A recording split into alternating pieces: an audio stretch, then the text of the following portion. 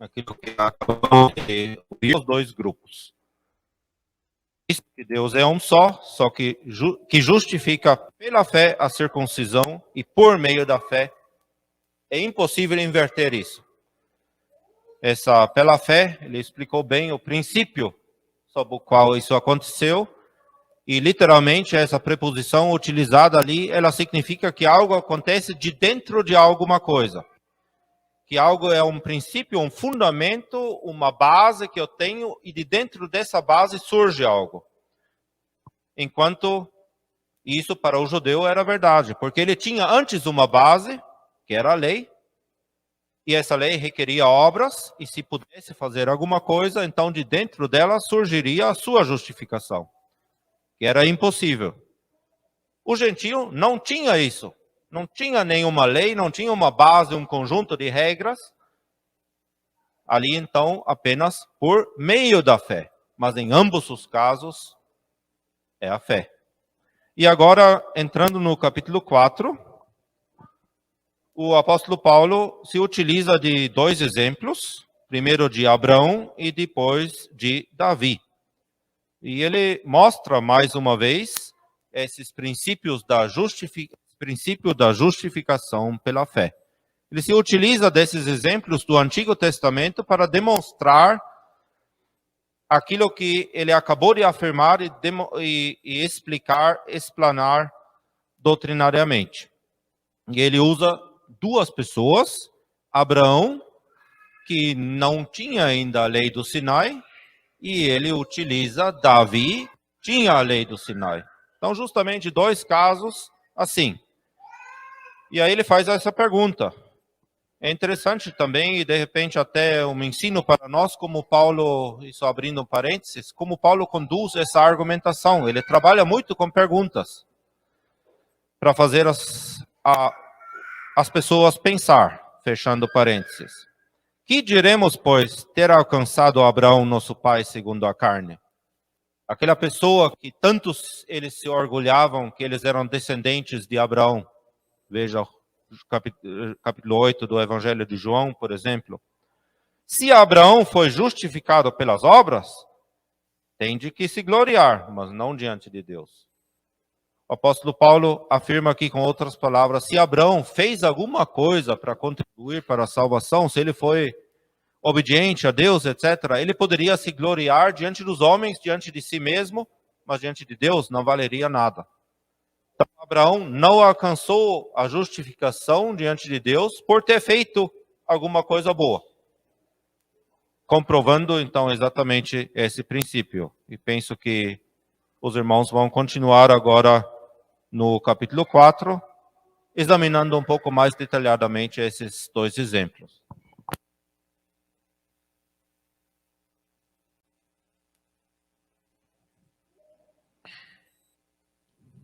O capítulo 4 começa com essa pergunta. Que diremos, pois, ter alcançado Abraão, nosso pai, segundo a carne? Para os judeus, né, eles podiam dizer que Abraão era o pai deles, segundo a carne, né, era a origem deles, eles eram descendentes de Abraão pela linhagem de Isaac. E o que Abraão alcançou? E no segundo versículo, né, já tem sido lido também, porque se Abraão foi justificado pelas obras, tem de se gloriar, mas não diante de Deus. Voltamos lá àquele conceito do versículo 27, onde está a razão da de nós nos gloriarmos, em nós mesmos ou em Deus?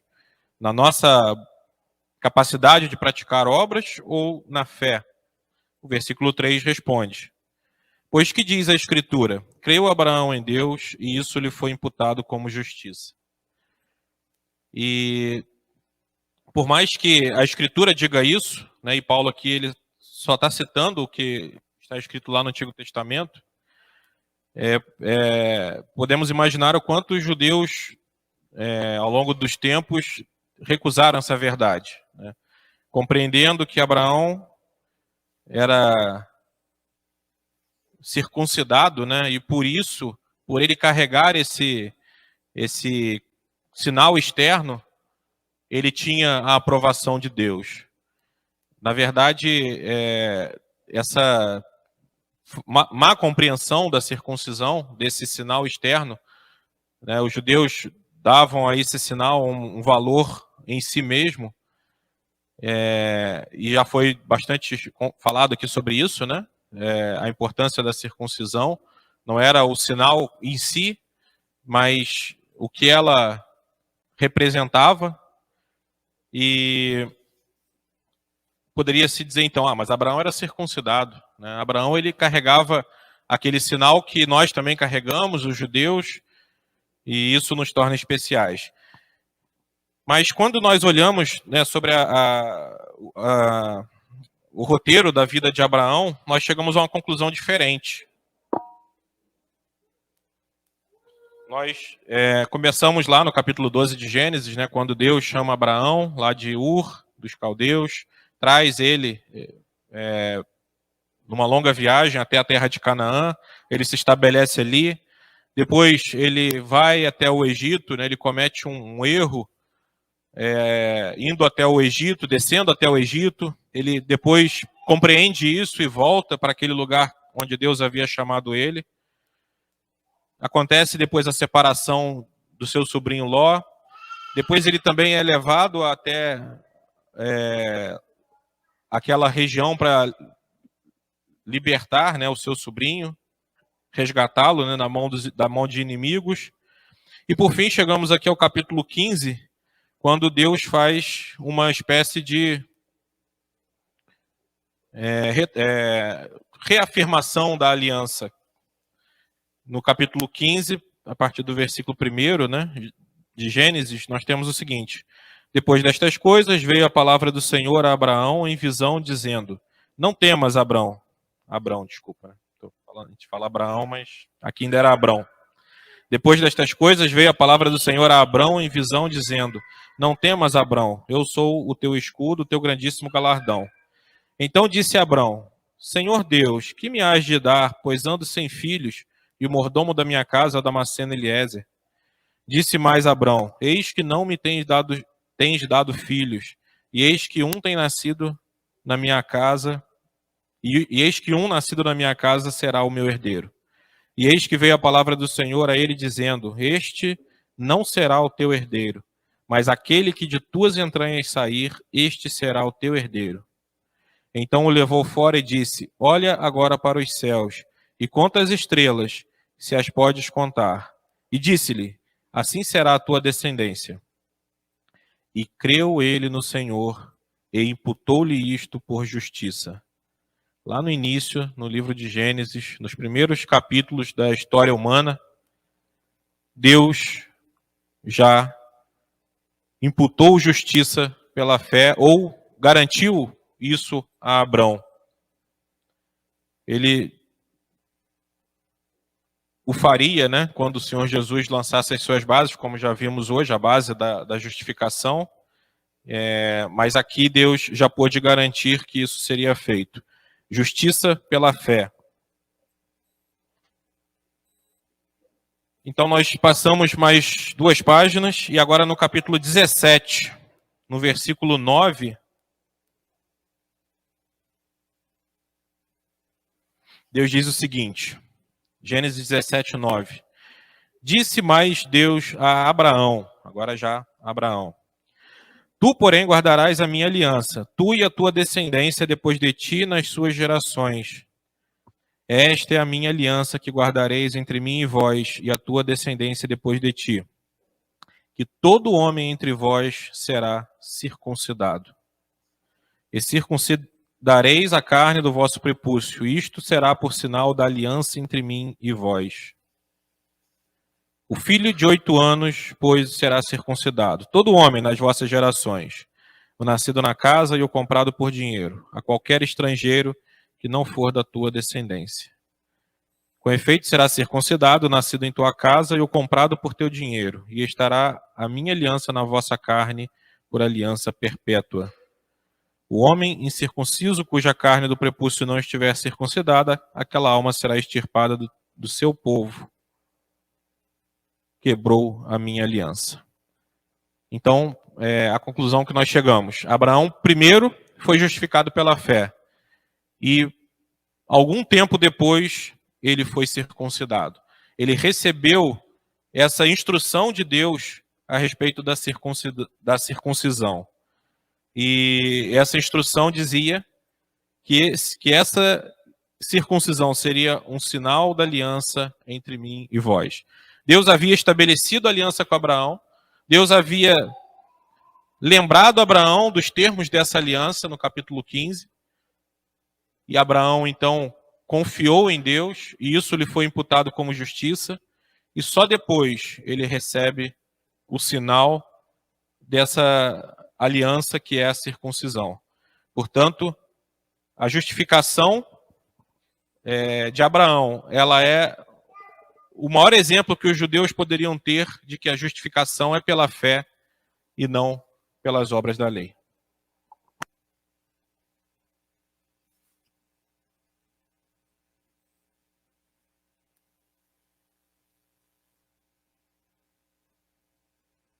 Romanos 4, versículo 11, pedido do irmão Fred.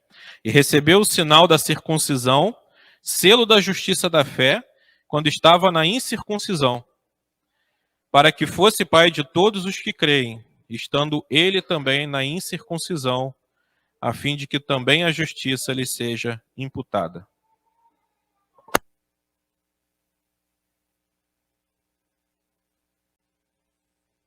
Irmãos, esse assunto de justificação, eu creio que seja um dos assuntos na Bíblia que mais causem confusão por aí, e muito disso. O irmão já tinha até comentado de uma possível contradição de Paulo mesmo aos Gálatas, e isso nem é tão comentado, mas muito se diz por aí, inclusive de pessoas que se dizem cristãs, que Tiago escreveu corrigindo isso que Paulo falou. Lá em Tiago, eu vou ler a passagem, inclusive, aparentemente está contradizendo o que nós temos lido aqui, de que a justificação é pela fé. Vamos lá rapidamente, então, ler o livro de Tiago. Capítulo 2, a partir do verso 14.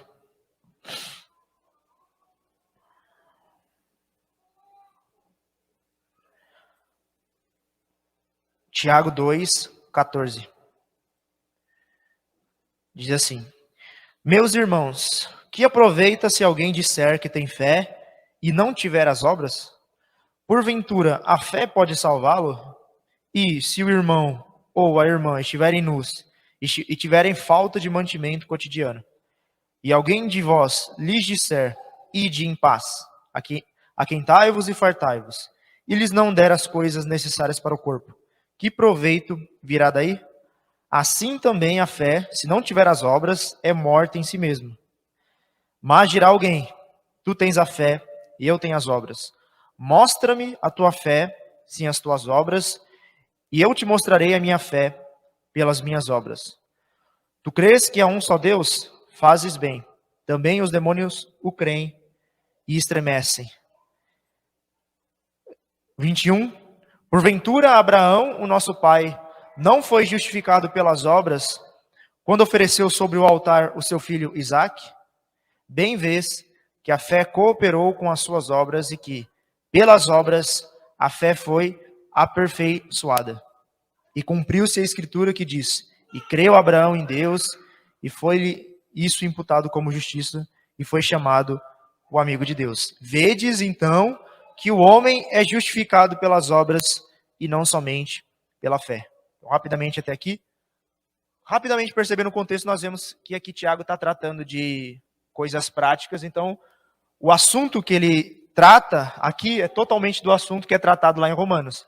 Lá em Romanos, Paulo está falando da justificação especificamente diante de Deus, em contraste com as obras da lei. Então, ele estava contrastando uma justificação que viria pelas obras da lei mosaica, pelos marcadores externos, que já foi falado bastante ontem, com a fé em Jesus Cristo. Aqui, Tiago está tratando, que nós podemos ver, inclusive, no verso 18 e 19, de uma certa confissão. Quando o Tiago fala de fé, ele está falando de uma confissão que uma pessoa faz à outra. Então, como normalmente nós ouvimos quando muitos irmãos já explicaram sobre essa passagem, Paulo está falando de maneira vertical, entre homem e Deus. Já Tiago está falando de maneira horizontal, entre os homens. Por isso que ele dá uma ênfase aqui em relação às obras, porque nós não podemos olhar dentro do coração de outra pessoa e ver se ela foi justificada por Deus. As obras aí têm um papel importante. Mas, ainda assim, o próprio Paulo, ele explica de uma maneira melhor a relação do crente com as obras. Lá em Efésios capítulo 2, nós vemos muito bem a ordem das coisas quando nós pensamos em relação à salvação. Vamos ler Efésios 2, do verso 1 até o verso 10. Mas eu vou pular alguns versículos.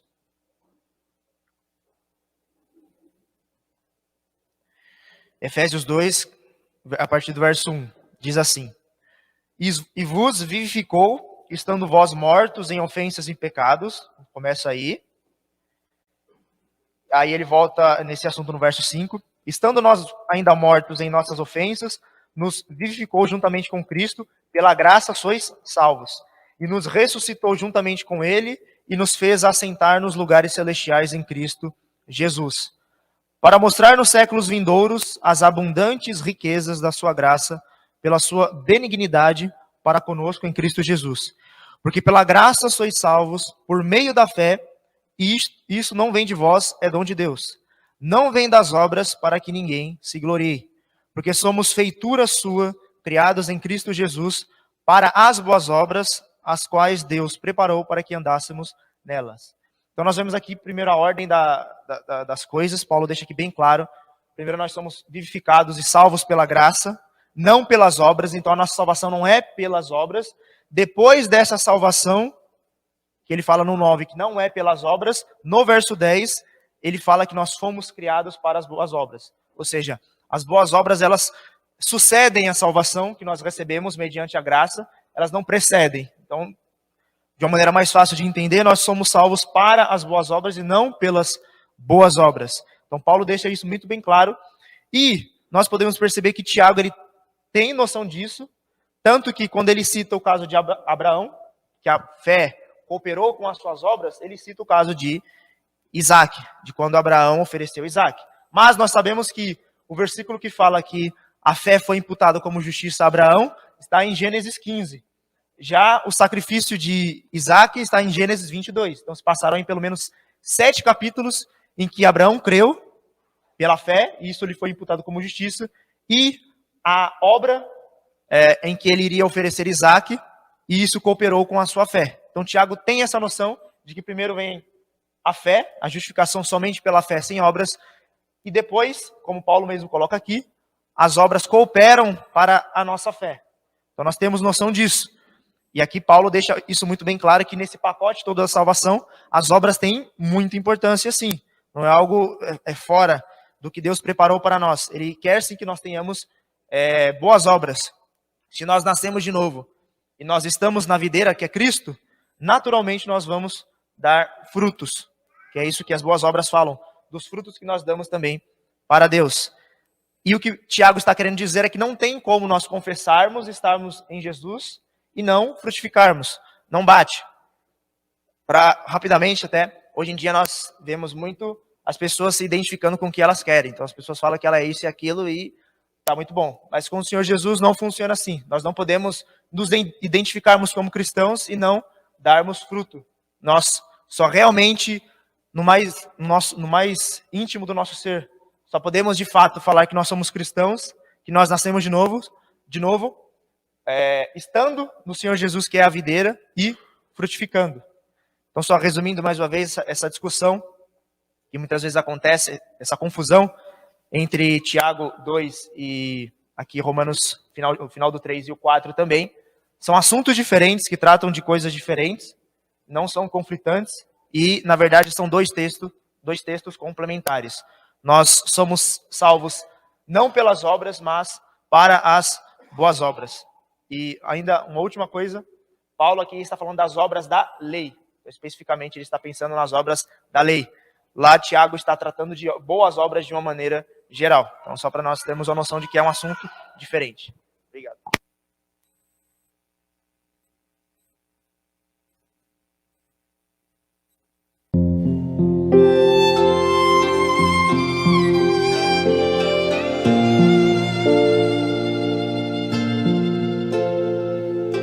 Amém.